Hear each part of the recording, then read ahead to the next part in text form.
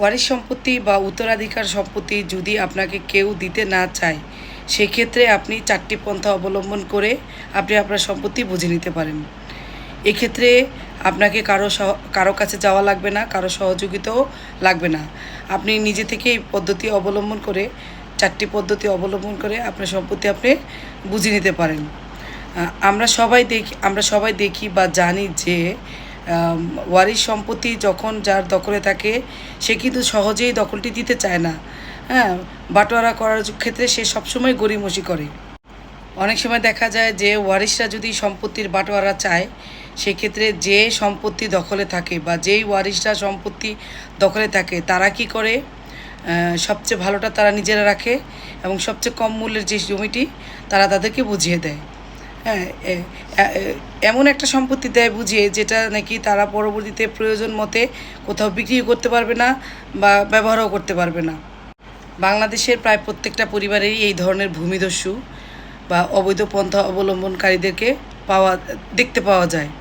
তারা তাদের ওয়ারিশদের সম্পত্তি সঠিকভাবে বাটোয়ারা করে দেয় না। দেখা গেল যে মা মারা গেছে, তা সেক্ষেত্রে ভাইয়েরা কন্যাকে সম্পত্তি থেকে বঞ্চিত করছে বা কন্যাকে দূরে কোথাও বিয়ে দিয়েছে, সেক্ষেত্রেও কন্যার সম্পত্তি তারা সঠিক পরিমাণ বা বাটোয়ারা করে দিচ্ছে না। আবার অনেক সময় দেখা গেল মা মারা গেল, মামারা মায়ের সম্পত্তি তার ওয়ারিশদেরকে ঠিকমতো বোঝায় দেয় না। আবার বাবা মারা গেল, চাচারাও তাদের ওয়ারিশদের সম্পত্তি থেকে বঞ্চিত করে। তাই যে সকল ওয়ারিশরা তাদের পৈতৃক সম্পত্তি বা উত্তরাধিকার সম্পত্তির বন্টন পাননি, তারা এই 4টি পদ্ধতি অবলম্বন করে দেখতে পারেন। তাহলে হয়তো পেয়ে যাবেন। তো এই 4টি পদ্ধতির মধ্যে প্রথম পদ্ধতি হচ্ছে নামজারির পদ্ধতি। আপনি যদি কোনো ব্যক্তির ওয়ারিশ হিসাবে সম্পত্তি পান, সেই ক্ষেত্রে আপনি কি করবেন, সর্বপ্রথম আপনি একটা ওয়ারিশান সার্টিফিকেট নেবেন এবং আপনি যেই সম্পদের অংশীদার, কোন কোন দাগে কতটুকু অংশ আপনার আছে তার একটা বন্টননামা তৈরি করবেন।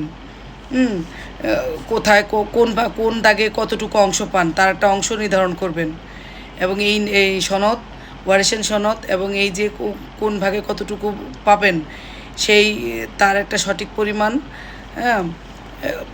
পর্চার মধ্যেই তো আপনি ওয়ারিশ হিসাবে কতটুকু পান সেই আপনার ওয়ারিশ ধরে টান দিলেই তো বের হয়ে যাবে যে আপনার অংশ কতটুকু, প্রাপ্য অংশ কতটুকু। সেই প্রাপ্য অংশ এবং ওয়ারিশান সনদ নিয়ে যদি আপনি নামজারি আবেদন করেন, তাহলে দেখা গেল আপনার নামজারিটা হয়ে যাবে। এখন নামজারি হলে কি হলে আপনি খাজনা খারিজ দিলেন, আপনার নামে আপনি খাজনা খারিজ দিতে পারবেন, আপনার অংশটা কিন্তু পৃথক হয়ে গেল, আপনার আর টেনশন থাকলো না।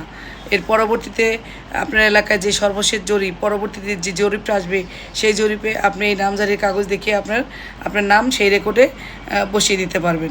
দ্বিতীয় পর্যায় হচ্ছে বন্টননামা দলিল করে নেওয়া। আপনারা যারা যে সম্পত্তির ওয়ারিশ, সকল ওয়ারিশগণ মিলে একটা বন্টননামা দলিল তৈরি করে নেন এবং এই পরিবারের লোকজন কিন্তু সবসময় এক থাকে না, তাদের মধ্যে যে একটা মিল থাকে সেটা কিন্তু পরবর্তীতে নাও থাকতে পারে। এই জন্য যখন আপনাদের মধ্যে মিল থাকবে, আপনারা কি করবেন, এই মিল থাকা অবস্থায় একটা বন্টননামা তৈরি করে নেবেন এবং তাতে সকল সদস্যের সই নিয়ে নেবেন।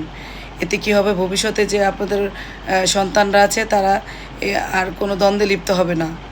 এই বন্টননামা দলিলে যদি সম্ভব না হয় তাহলে কি করবেন, তাহলে 3 নম্বর পন্থাটি অবলম্বন করবেন। 3 নম্বর পন্থা হচ্ছে যে দেখা গেল যে আপনার ওয়ারিশ সম্পত্তিটা বন্টিত হলো না, তাদের মধ্যে ঝামেলা হয়ে গেল। কেন, যে ভালো অংশ সবাই নিতে যেতেছে কিন্তু খারাপ যে অংশটা সে নিতে যেতেছে না, ভালো অংশের জন্য নিজেদের মধ্যে দ্বন্দ্ব হয়ে গেল। সেই ক্ষেত্রে কী করবেন, সবাই যদি খুব বেশি দ্বন্দ্ব হয় ভালো অংশটা বিক্রি করে দিয়ে তার টাকা ওয়ারিশদের মধ্যে সমান ভাগে ভাগ করে নেবেন। যেইটুকু অংশ পাবে তা ওইভাবে ভাগ করে নিলে তাহলে আর কোনো ঝামেলা হবে না। 4 নম্বর পদ্ধতিটা কি, দেখা গেল 1, 2, 3 কোনো পদ্ধতিই কাজে আসলো না, সেই ক্ষেত্রে আপনি কি করবেন, 4 নম্বর পন্থাটা অবলম্বন করবেন। সর্বশেষ পন্থা যেটা, আপনি সমস্ত ডকুমেন্টস নিয়ে আপনি ওয়ারিশদের বিবাদী করে বন্টন মামলা করে দিবেন। দেওয়ানি আদালতে গিয়ে একটা বাটোয়ারার মামলা করলেই দেখা গেল যে ওই আপনি কে কতটুকু অংশ পাবেন সেই অংশ উল্লেখ করে একটা বন্টন মামলা করলেই আদালতের রায় পাবেন এবং ওই রায় ডিগ্রি অনুসারে আপনি আপনার নামজারি করে নিতে পারবেন। তাহলে আর কোনো ঝামেলা রইল না। তবে আমার কাছে 1 নাম্বার আর 4 নাম্বার পন্থাটাই সবচেয়ে মানে সহজ মনে হয়েছে, যে ওই বন্টন সাধারণত কেউ দেয় না, ভাগ বাটোয়ারা কেউ দিতেই চায় না। সেক্ষেত্রে 1 নাম্বার এবং 4 নাম্বার পন্থাটাই সবচেয়ে সুন্দর আমার কাছে। এই দুইটা যদি করা যায় তাহলে আর কোনো ঝামেলা হয় না। ধন্যবাদ সবাইকে।